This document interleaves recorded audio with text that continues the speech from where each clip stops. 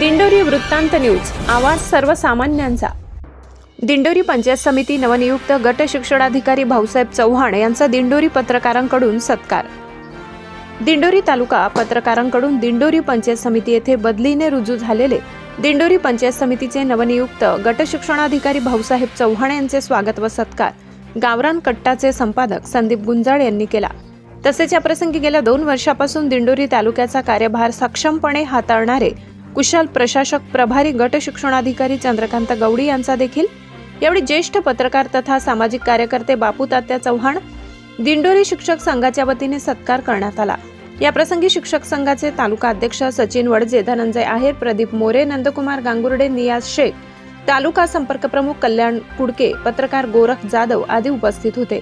दिंडोरी वृत्तांत न्यूज, वृत्त संकलन विभाग, नाशिक।